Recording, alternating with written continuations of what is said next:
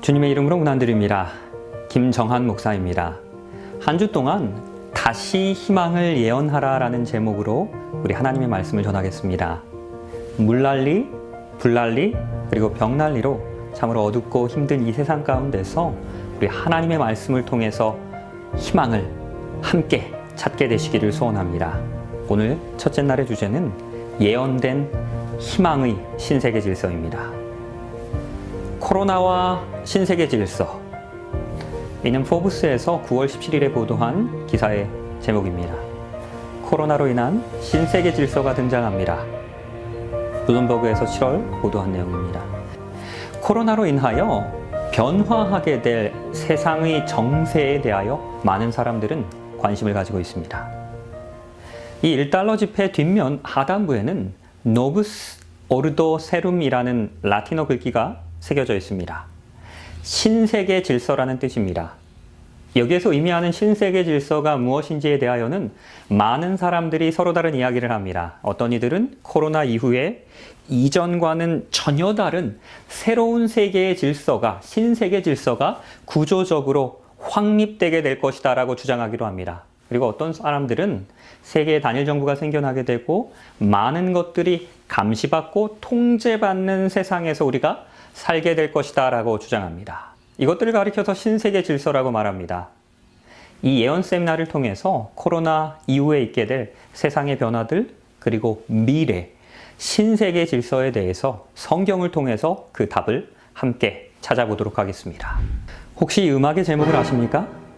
역사상 가장 위대한 교향곡으로 꼽히는 베토벤의 교향곡 제3번 영웅입니다. 이 음악은 베토벤이 생각하던 자신의 영웅을 위하여 만들었습니다. 그러나 자신이 믿고 있던 그 영웅의 실체를 알게 되었을 때 그는 이 악보의 첫 장을 찢어버렸습니다. 이 음악은 세상에 나오지 못할 뻔하였습니다. 그 악보를 찢던 그날 그 사건을 통해서 우리는 하나님의 존재에 대한 답을 얻을 수 있습니다. 베토벤이 생각했던 그 영웅은 바로 나폴레옹이었습니다. 그리고 왼쪽에는 웰링턴 공작이 있습니다. 이 두 사람에게는 공통점이 아주 많습니다. 모두 1769년에 태어났습니다. 그리고 둘 다 섬에서 태어난 사람들이었습니다. 둘 다 모두 어릴 적 아버지를 잃습니다.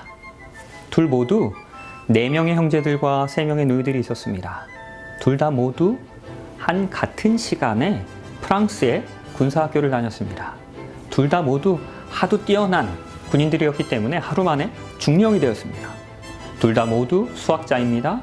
그리고 두 사람 모두 대규모 군대의 아주 위대한, 역사상 가장 위대한 사령관들이 되었습니다. 이 둘이 이끄는 영국군과 프랑스군이 1815년 6월에 워털루에서 일전을 벌이게 됩니다. 물론 여러분들이 아시는 것처럼 웰링턴 공작이 승리합니다. 그리고 나폴레옹은 패배합니다. 여러분들께 오늘 드리고 싶은 질문은 이것입니다. 왜, 무엇 때문에 나폴레옹이 패배했습니까? 역사학자들이 제시하는 많은 학설들이 있습니다. 전장의 지형이 웰링턴 공작에게 더 유리했다라고 이야기하는 사람도 있고요. 그리고 어떤 이들은 나폴레옹의 군대가 긴 전쟁의 여정으로 인하여 피곤해서 지쳐서 패배했다라고 주장하기도 합니다. 하지만 모든 객관적인 전력은 나폴레옹의 군대가 훨씬 우위에 있었습니다. 그렇다면 이 나폴레옹이 몰락한, 패배한 진짜 이유는 무엇입니까? 그리고 왜 베토벤은 그의 최고의 교향곡이었던 이 3번 교향곡을 찢어버렸습니까? 이러한 역사적인 사건들을 통해서 우리는 하나님의 존재를 확신할 수 있습니까? 오늘 우리는 그 답을 2600년 전 역사 속에 등장하는 바벨론 왕 느부갓네살의 꿈에서 찾을 수 있습니다. 그의 침실에서 향후 수천 년의 세계 역사를 결정할 만한 사건이 발생하게 됩니다. 느부갓네살이 다스린 지 2년이 되는 해에 그 왕 느부갓네살이 꿈을 꿉니다. 그로 말미암아 마음이 번민하여 잠을 이루지 못하는 것입니다. 그것은 꿈이었습니다. 악몽이었습니다. 한밤중에 깨어나게 됩니다. 가슴이 뛰고 있습니다. 이마에는 땀방울이 흘러내리고 있습니다. 세상을 호령하던 최강국의 왕이 그 꿈으로 인하여 겁에 질린 것입니다. 죽음을 두려워하지 않는 사람입니다. 그런데 그를 두렵게 한 것은 그 꿈의 내용입니다. 그러나 정작 더 두려운 것은 그 꿈의 내용이 무엇이었는지조차도 생각나지 않는 것입니다. 한밤중이었지만 그 즉시로 그 꿈을 해석할 수 있는 현자들을 소집합니다. 왕이 그의 꿈을 자기에게 알려주도록 박수와 술객과 점쟁이와 갈대아 술사를 부르라 말하매 그들이 들어와서 이제 왕의 앞에 서게 됩니다. 이들은 당시의 철학적, 종교적, 학문적 권위자들이었습니다. 박사들이었습니다. 그러나 그들은 이 꿈이 무엇인지조차도 알 수가 없었던 것입니다. 그러자 이 왕은 불같이 화를 냅니다. 이때 우여곡절 끝에 이 소식을 들은 다니엘이 왕을 뵙기를 정합니다. 다니엘이 왕 앞에 대답하여 이르되 왕이 물으신 바 은밀한 것은 지혜자나 술객이나 박수나 점쟁이가 능히 왕께 보일 수 없습니다. 오직 은밀한 것을 나타내시는 이는 누구입니까? 하늘에 계신 하나님입니다. 여기에 오늘 저녁 여러분들께 드렸던 바로 그 질문에 대한 첫 번째 해답이 있습니다. 하늘의 하나님께서 정말로 계십니까? 다니엘은 확신을 가지고 답변합니다. 네, 그렇습니다. 하늘에 하나님이 계십니다. 그 하나님이 왕의 꿈을 알게 하실 것입니다. 이 말씀에 주목하시기 바랍니다. 여러분이 하나님의 말씀을 아직까지 한 번도 들어본 적이 없을지도 모르겠습니다. 그러나 지금 이 시간 예상치 못한 방법으로 하나님께서는 여러분에게 말씀하실 수 있기 때문입니다. 그가 느부갓네살 왕에게 후일에 될 일을, 후일입니다. 후일에 될 일을 알게 하셨나이다. 왕의 꿈은 곧 왕이 침상에서 머릿속으로 받은 환상은 이러합니다. 언제입니까? 후일입니다. 미래에 있게 될 일을, 후일에 있게 될 일을 그 왕에게 지금 보이고 계시는 것입니다. 왕이요? 왕이 한 큰 신상을 보았습니다. 그 신상이 왕의 앞에 섰습니다. 그리고 크고 광채가 매우 찬란합니다. 그 모양이 심히 두렵습니다. 그 우상의 머리는 순금이고 가슴과 두 팔은 은입니다. 배와 넓적다리는 노십니다. 그 종아리는 쇠입니다. 그 발은 얼마는 쇠고 얼마는 진흙입니다. 왕이 무엇을 봅니까? 거대한 신상이었습니다. 이 신상은 느부갓네살 왕 자신이 섬기던, 자신이 예배하던 바로 그 신상이었습니다. 머리는 무엇으로 만들어집니까? 금입니다. 그리고 가슴과 팔은 은입니다. 허벅지는 동입니다. 그리고 다리는 철로 만들어졌습니다. 그리고 그 발끝은 진흙과 쇠로 섞여져서 만들어졌습니다. 그리고 중요한 것은 이것입니다. 또 왕이 보신즉 손대지 아니한 돌이 나와서 신상의 쇠와 진흙의 발을 쳐서 부서뜨립니다. 자신의 신상이 부서진 것입니다. 그때 쇠와 진흙과 놋과 은과 금이 다 부서집니다. 그래서 여름에 타작마당의 겨와 같이 되어서 바람에 불려간 곳이 없습니다. 이 우상을 친 돌은 태산을 이루어서 온 세계에 가득하게 됩니다. 흥미로운 것은 이것입니다. 자신이 섬기고 경배하던 그 신상이 그 왕에게 나타납니다. 그리고 부서졌습니다. 모두가 다 숨을 죽이며 듣고 있었습니다. 이때 왕이 감탄합니다. 다니엘아, 바로 그것이다. 바로 그것이 내 꿈이었다.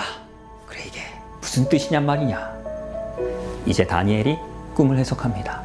오늘 우리는 아주 중요한 성경의 해석 원리를 배워야 합니다. 성경을 올바르게 이해하기 위해서는 성경 스스로, 성경이 성경을 해석하도록 해야 합니다. 그러나 많은 사람들이 성경의 몇 구절만을 읽고 성급하게 결론을 내립니다. 이 다니엘서 2장을 읽고는 금, 은, 동철, 점점 가치가 떨어지네. 그럼 이 느부갓네살이 결국 망한다는 소리인가요? 라고 결론을 내립니다. 당연히 이것은 올바른 성경 해석법이 아닙니다. 끝까지 읽어야 합니다. 그리고 성경이 스스로 말하게 해야 합니다. 이 다음 절에는 다니엘이 이 꿈의 의미를 우리에게 알려주고 있습니다. 그 왕은 무엇입니까? 곧 금머리입니다. 이 금머리는 느부갓네살 왕의 바벨론이었습니다. 그는 기원전 605년부터 기원전 539년까지 세계를 통치하며 호령했습니다. 바벨론은 황금 왕국이었습니다. 선지자 이사야는 바벨론을 가리켜서 황금성이라고 묘사합니다. 부유한 나라였습니다. 이 바벨론은 학문적으로도 대단한 업적들을 남겼습니다. 천문학에 관한 수많은 연구와 기록들을 남겼습니다. 수학에서도 60진법을 세계 처음으로, 역사상 처음으로 사용한 나라였습니다. 오늘날 우리는 1부터 10까지를 세는 10진법을 사용합니다.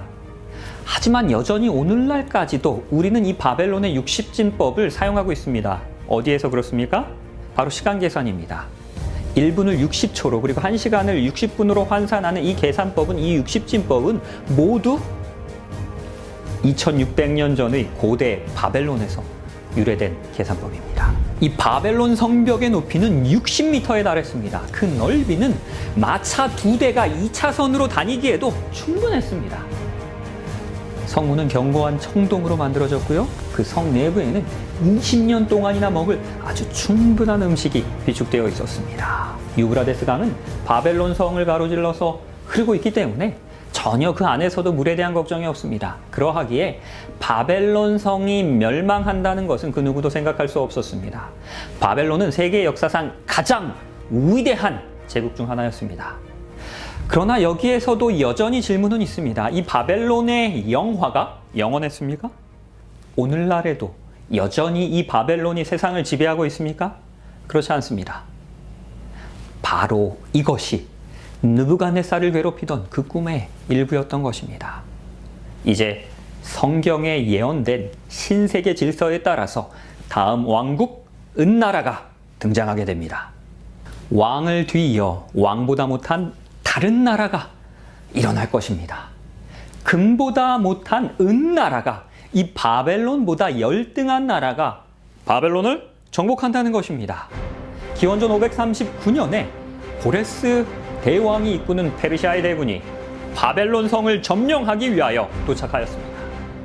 그러나 너무 높은 그리고 견고한 성벽 앞에서 이들이 할 수 있는 것이 아무것도 없었습니다. 이때 고레스 왕은 바벨론을 공략할 방법을 찾아냈습니다. 바벨론 초기 역사에 기록되고 있는 전설적인 여왕 세미라미스는 뱃놀이를 무척 좋아했습니다. 그래서 그녀는 유브라데스 강 유역의 수로를 파서 물길을 돌립니다. 그리고 인공호수를 만들고 그곳에서 뱃놀이를 즐겼습니다. 그리고 이 고레스 왕은 그 수로의 위치를 찾아낸 것입니다. 그리고 힘들이지 않고 단순히 그 수로의 문을 열어서 유브라데스 강물을, 그 흐름을 돌리는 것입니다. 이제 모든 강물이 그 호수로 배수되게 됩니다. 그리고 바벨론 성 안을 향하여 흐르던 유브라데스의 수로는 물길이 말라버렸습니다. 그리고 이제는 말라버린 그 강바닥을 따라서 페르시아 군대가 성 안으로 진군합니다. 선지자 이사야는 바벨론이 멸망하기 약 150년 전에 이 고레스라는 사람이 태어나기도 전에 그의 이름을 명시하며 그 고레스가 그 성을 무너뜨릴 것이다 라고 예언합니다. 그리고 실제로 바벨론보다는 국력으로 훨씬 더 뒤떨어졌던, 열등했던 은나라 페르시아의 고레스가 황금제국인 그 바벨론을 정복합니다. 이 성경의 예언은 정확하게 이루어졌습니다. 이 고레스의 바벨론 정복을 BC 6세기에 기록한 것으로 추정하는 이 원통 실린더가 1879년 바벨론의 폐허에서 발굴되어서 현재 대영박물관에 보관되고 있습니다. 이 역사적 실린더는 다음과 같이 증언합니다. 나는 고레스, 세상의 왕, 위대한 왕, 바벨론을 정복한 왕이다. 내가 바벨론에 개성 입성했을 때 나는 기쁨과 즐거움으로 나의 당당한 거처를 왕국으로 잡았다. 이 실린더는 성경의 예언이 그대로 역사적으로 성취되었음을 우리에게 증명합니다. 이 고레스가 이끄는 메데 페르시아의 연합군은 마치 팔짱을 낀 신상처럼 두 팔이 하나로 모아지지만 한쪽 팔이 다른 쪽 팔보다 위에 있습니다. 그리고 이 팔이 내려가게 됩니다. 무슨 뜻입니까? 이 두 연합군의 힘의 균형이 처음부터 끝까지 맞지 않다는 것입니다. 지도에서 보시는 것처럼 메대가 페르시아에 비해서 훨씬 더 큰 영토를 가지고 있었습니다. 더 강력한 국력이 있었지만 후에 이 메대가 쇠락하여 페르시아에 통합됩니다. 그러나 이 페르시아의 영화도 영원할 수는 없었습니다. 이제 성경에 예언된 대로 신세계 질서에 따라 다음 왕국 동나라가 등장합니다. 셋째로 또 롯 같은 나라가 일어나서 온 세계를 다스립니다. AD 331년에 아벨라 전투에서 페르시아는 알렉산더 대왕이 이끄는 그 그리스에 의하여 정복됩니다. 이 알렉산더는 31살에 4년 만에 200만 평방마일이나 되는 거의 모든 세계를 정복합니다. 믿을 수 없는 속도로 세계를 정복합니다. 신세계의 질서를 세우는 것입니다.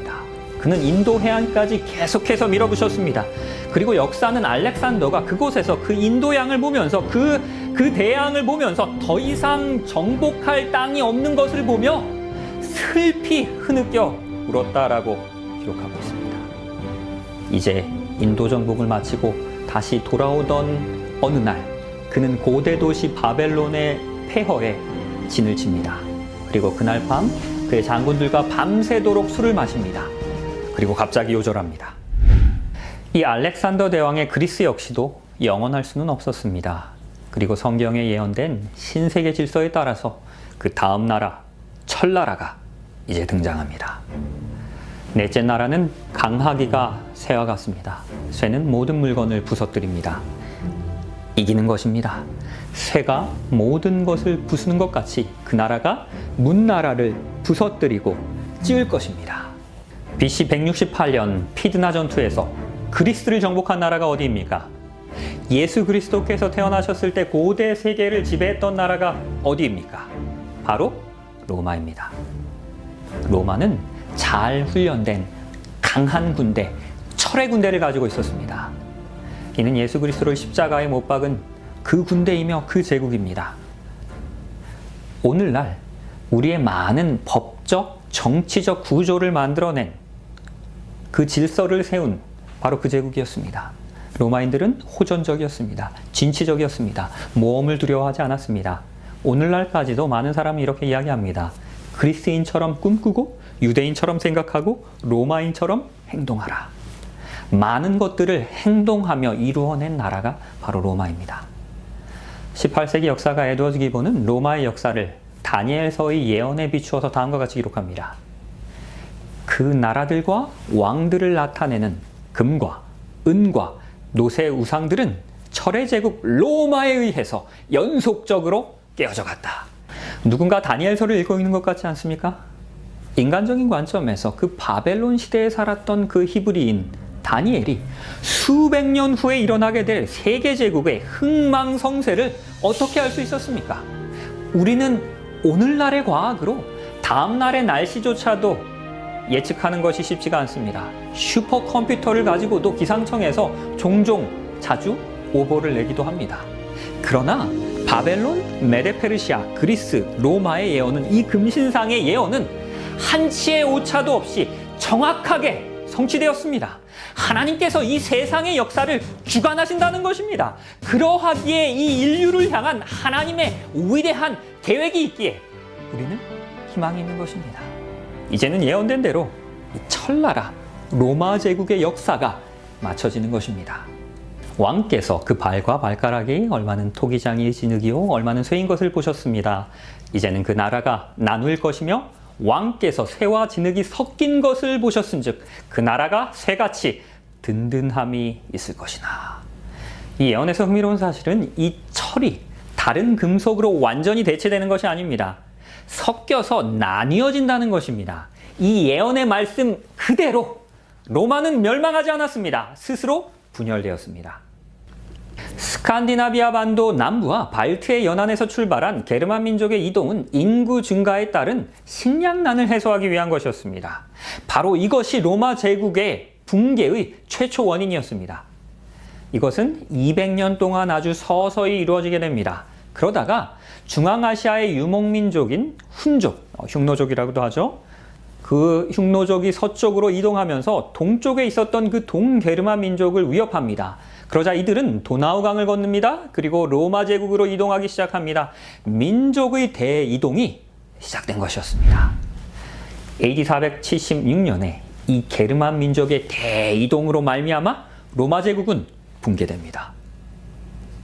그리고 10개의 부족 국가로 분열되게 됩니다. 그 결과로 분열된 로마는 오늘날의 유럽을 구성하게 되었습니다. 그 발가락이 얼마는 세요, 얼마는 진흙인즉 그 나라가 얼마는 든든하고 얼마는 부서질 것입니다. 여기서 한 가지 질문을 드립니다. 발가락이 몇 개입니까? 10개입니다. 서기 476년에 로마 제국이 분열되었을 때 이 발가락이 10개인 것처럼 10개의 부족국가로 분열됩니다. 후에 영국이 되는 앵글로색슨족, 그리고 독일이 되는 알레마니, 스위스가 되는 부르근디, 프랑스가 되는 프랭크, 그리고 포르투갈이 되는 수에비, 스페인이 되는 서고트, 이탈리아가 되는 롬바르드, 그리고 동코트와 헤룰리 반달, 이 세 부족은 후에 멸망하여 역사의 무대 속에서 사라지게 됩니다. 이 2600여 년 전에 이 느부갓네살 왕의 꿈이 세계 역사의 흐름을, 그리고 신세계 질서를 결정하였습니다. 누가 전쟁에서 이길지, 누가 왕좌에 앉게 될지, 누가 세계를 통합하게 될지를 결정한 것입니다. 그리고 이는 분명히 그 느부갓네살에게 그 꿈을 주셨던 그 하나님께서 이 세상의 역사를 주관하고 계신다는 것입니다. 다니엘서 2장 43절입니다. 왕께서 새와 진흙이 섞인 것을 보셨은즉 그들이 다른 민족과 서로 섞일 것이나 그들이 피차에 합하지 아니함이 새와 진흙이 합하지 아니함과 같으리이다. 이제 이 서로마 제국은 분열됩니다. 그리고 다시 합하려고 서로 시도합니다. 그러나 그 누구도 다시 합할 수 없을 것입니다. 그 누구도 다시 유럽을 하나로 통일하는 신세계 질서를 세우지 못할 것입니다. 이에 대하여 유럽의 역사를 함께 살펴보도록 하시겠습니다. 혹시 이 빅토리아 여왕의 별명이 무엇인지 아십니까? 유럽의 할머니입니다. 혹시 왜 그런지 아십니까? 이 빅토리아는 혼인동맹을 통해서 유럽을 하나로 통일하려고 했기 때문입니다. 자녀들을 다른 나라의 왕실들과 혼인하게 합니다. 국가 간 혼인을 너무 많이 해서 이 빅토리아 여왕이 되었을 때 거의 모든 유럽 국가들과 혈연 관계에 있었습니다. 문자 그대로 인간의 씨를 섞어서 합하려 한 것입니다. 그러나 그럼에도 불구하고 실패합니다. 실패의 원인이 무엇입니까? 하나님께서 합하지 않을 것이라고 이미 말씀하셨기 때문입니다. 혹시 이 음악을 기억하십니까? 베토벤의 영웅입니다.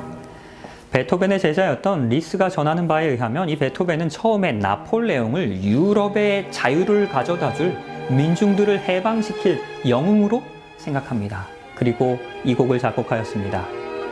이 교향곡의 제목을 나폴레옹의 성인 보나파르트라고 이름하였습니다.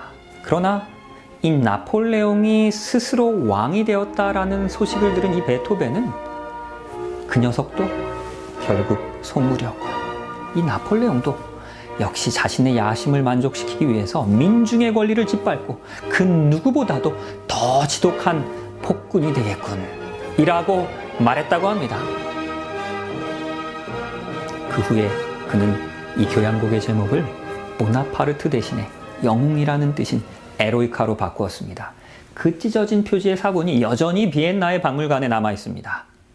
이 베토벤의 생각은 성경의 생각과 일치했습니다.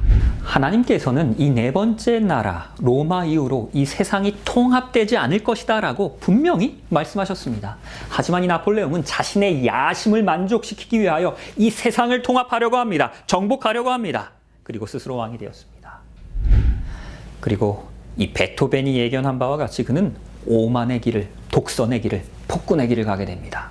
교황이 이 나폴레옹을 유럽의 황제로 임명하려고 왕관을 씌우려고 할 때 그 교황의 손에서부터 그 면류관을, 그 왕관을 낚아챕니다. 그리고 본인 스스로 그 왕관을 썼습니다.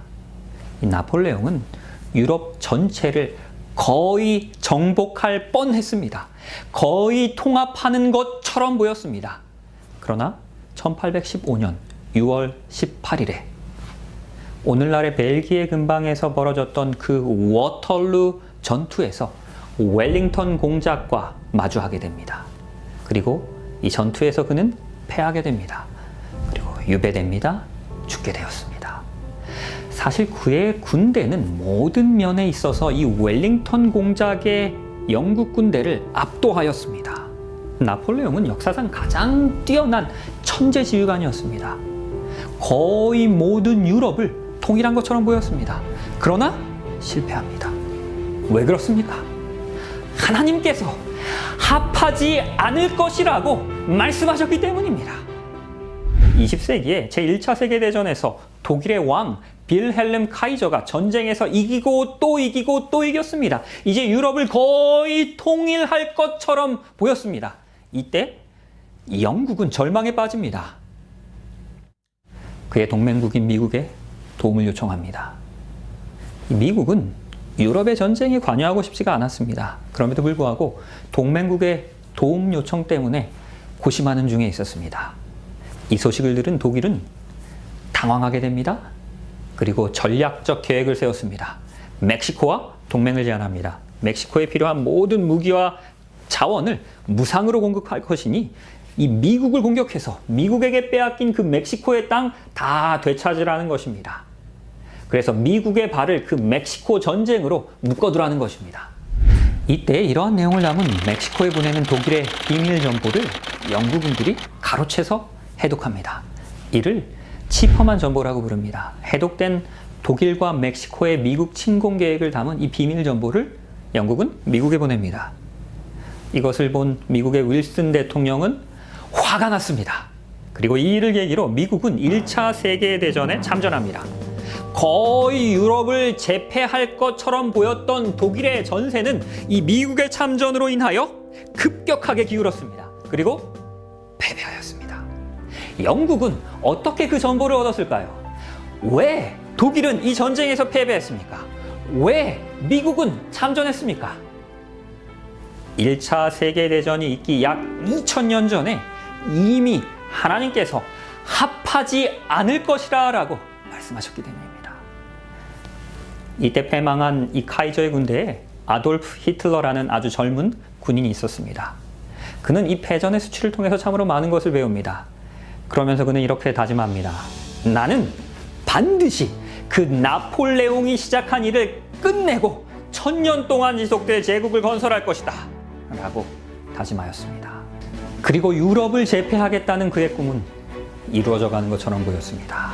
1941년 3월에 있었던 그의 연설입니다. 우리는 하나님께 그 어떠한 도움도 필요하지 않습니다. 하나님이 우리를 그냥 내버려 두시는 것 외에는 어떤 것도 필요 없습니다. 하나님 없이 우리는 우리의 총으로 우리 자신의 전쟁에 맞서 싸우기를 원합니다. 우리는 하나님의 도움 없이 승리를 얻을 것입니다. 그는 이러한 일들이 하나님의 뜻을 거역하는 것임을 알고 있었던 것처럼 보입니다. 히틀러는 2차 세계대전에서 유럽을 거의 정복할 것처럼 보였지만 결국 실패합니다. 왜 그렇습니까? 히틀러는 왜 실패했습니까? 하나님께서 합하지 않을 것이라고 분명히 말씀하셨기 때문입니다. 어떤 사람들은 서로마 제국이 다시 연합될 수 있다라는 그 증거로 유럽 연합을 이야기하기도 합니다. 그러나 일부 국가는 처음부터 아예 가입하지 않았습니다. 어떤 국가는 경제적 이유로 또 정치적 이유로 가입조차도 할 수 없었던 나라들도 있습니다. 유럽 연합은 부분적 경제 동맹입니다. 그러나 그마저도 브렉시트로 영국의 탈퇴로 무너져 가고 있습니다.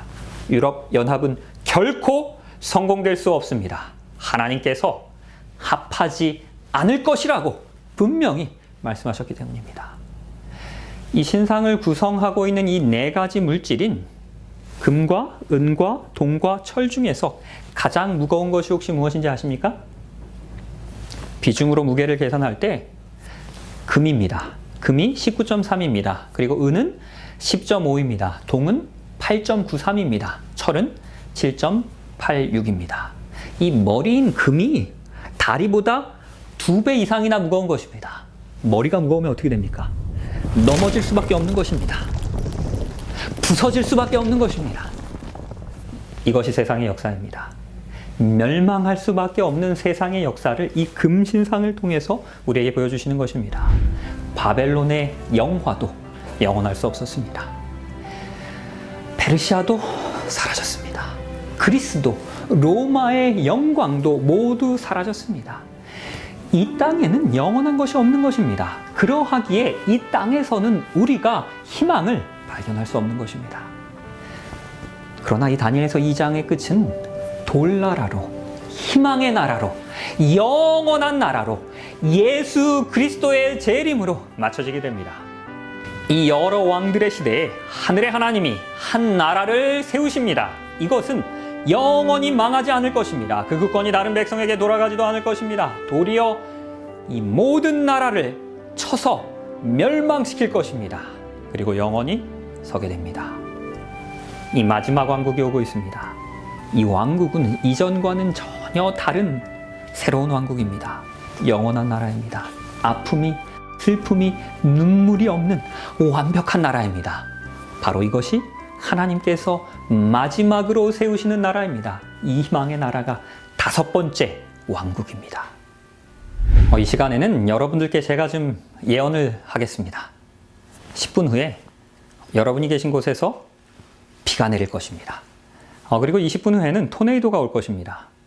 그리고 30분 후에는 갑자기 눈이 내릴 것입니다. 그리고 40분 후에는 불이 날 것입니다. 라고 예언하겠습니다. 다들 저 목사님 좀 이상하다라고 생각하실 수도 있을 것입니다. 채널을 이제는 좀 돌려야 되나라고 생각하실 수도 있습니다. 그런데요, 만약 실제로 10분 후에 여러분이 계신 곳에서 비가 내렸다라고 가정을 하겠습니다.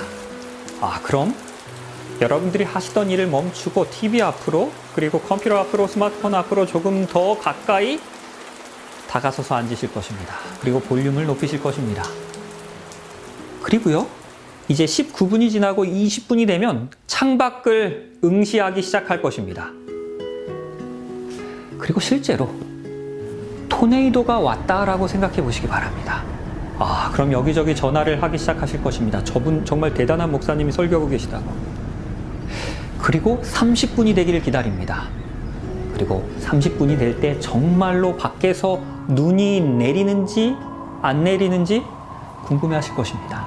그리고 실제로 폭설이 내렸다라고 생각합시다. 그럼 이제 제가 무슨 말을 해도 여러분은 제 말을 절대적으로 신뢰하고 믿을 것입니다. 그리고 이제 40분이 되면 어떻게 됩니까? 불이 납니다. 무엇 해야 합니까? 피난 가야 합니다. 대피 가야 합니다. 빨리 짐 싸야 됩니다. 그리고 전화해야 됩니다. 소방서에 전화해서 우리 집에 불 날 것이니까 빨리 소방차 보내달라고 전화해야 됩니다. 바로 이것이 하나님께서 우리에게 예언을 주신 이유입니다. 하나님께서 우리에게 금나라를, 은나라를, 동나라를, 철나라의 예언을 보여주셨을 때 그 예언이 역사의 시간표에서 말씀하신 그대로 하나하나 이루어질 때 마지막 나라, 희망의 나라, 예수 그리스도께서 세우시는 5번째 나라의 예언까지도 믿으라는 것입니다. 확신을 가지라는 것입니다. 하나님께서 이 마지막 나라로 이 세상의 역사를 마치실 것입니다. 그 나라는 영원히 망하지 않는 나라입니다. 하나님께서 세우시는 신세계의 질서입니다. 그곳에서는 더 이상 눈물도, 아픔도, 고통도, 이별도, 죽음도, 코로나 바이러스도 없는 나라입니다. 그 나라가 속히 임할 것입니다. 이것이 우리의 희망입니다. 예수 그리스도께서 우리의 희망인 것입니다. 이 5번째 나라가 우리의 희망입니다. 프란츠 하젤은 2차 세계대전의 40세의 나이로 나치의 독일군에 강제로 징집되게 됩니다. 그러나 나는 의롭지 않은 전쟁에 참여하면서 이 불의한 피 흘리는 것 원하지 않는다라고 하며 병역을 거부합니다. 그리고 바로 군사재판에 회부됩니다. 종전 후 사형이 그에게 구형되었습니다. 부대에 강제로 착출되어 죽도록 일을 시키다가 전쟁이 끝나면 사형시키겠다는 것입니다. 그가 배속된 부대의 지휘관이 그에게 이렇게 이야기합니다. 내가 싸우지 않는다면 적군이 너에게 어떻게 하는지를 내가 직접 보여주겠다라고 하면서 사파나를 쥐어줍니다. 그리고 600선봉 중대의 최선봉에 서게 합니다. 그리고 다리를 건설하고 참호를 구축하게 합니다. 이제 공병부대의 일원으로서 다른 어떤 군인들보다도 앞장서 가서 다리를 놓고 있었습니다. 그때 적진으로부터 소나기처럼 무수한 총탄이 쏟아지기 시작합니다. 그런데 신기한 것은, 기적이 일어난 것은 그 총알이 자꾸 하재를 피해가는 것입니다. 그의 동료 병사들도 분명히 총알이 하재를 피해가는 것을 목격합니다. 그리고 그 부대에서는 소문이 돌았습니다. 하나님께서 이 하재를 보호하신다는 것입니다. 죽기 싫으면 이 하젤의 주변으로 모이라는 것입니다. 그 총알이 피해갈 것이다라고. 한 번은 적의 공격으로 인해서 1200명의 부대원 거의 전원이 사망하였습니다. 그 중에 단 7명만 생존하게 됩니다. 그 중에서 2명만이 전혀 다치지 않았는데, 바로 그 중에 한 명이 사판자루 들고 가장 선봉에 서 있었던 바로 그 하젤이었습니다. 하나님의 말씀을 따라 생애할 때에 총알도 피해갑니다. 하나님의 말씀을 따라 우리가 생애할 때 죽을 수밖에 없는 우리의 운명이 생명의 운명으로, 살 수 있는 운명으로 바뀌게 될 것입니다. 이 소문을 들은 이 부대의 사령관이 하루는 하젤을 부릅니다. 그리고 하젤에게 묻습니다. 자네는 독일군이 이 전쟁에서 승리할 수 있을 것이다 라고 생각하는가? 라고 물었습니다. 하젤은 자신이 가지고 있던 성경을 꺼냅니다. 그리고 성경에 어디를 펼쳤겠습니까? 다니엘서 2장입니다.